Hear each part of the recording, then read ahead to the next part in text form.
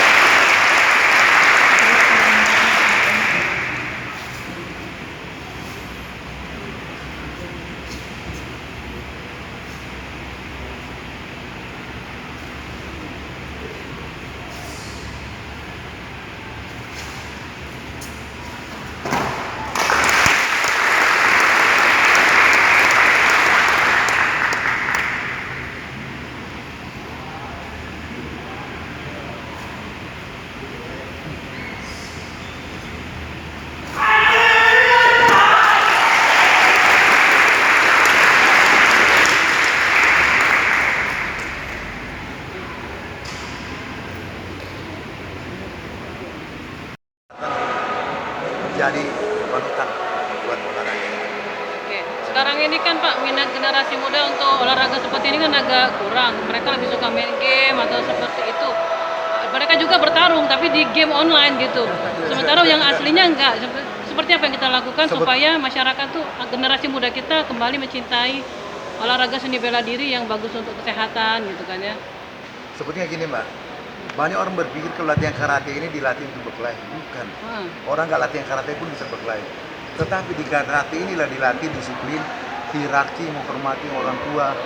Itu memang ditanamkan. Jadi membentuk karakter yang mandiri. Akhir daripada semua itu adalah orang itu bisa jadi leader. Leadership. Jadi bukan cuma badan yang sehat tapi mempunyai akhlak juga ya.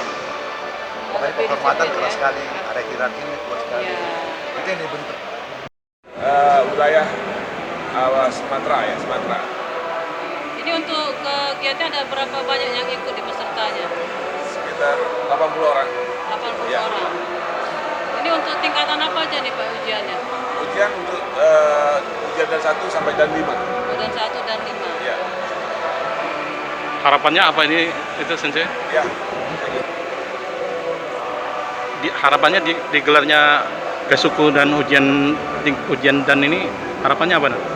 Harapannya karena begini Pak, Sumatera Selatan ini banyak petarung sebetulnya. Ya. Cuma mungkin kalau kita lihat dengan daerah lain sama aja. Cuma mungkin program-programnya itu harus yang kita isi lebih banyak. Karena bagaimanapun tetap pertarungan itu ada tekniknya. Inilah tugasnya kita dari PB pusat datang untuk meratakan. Jadi tidak ada daerah yang lebih dari yang lain.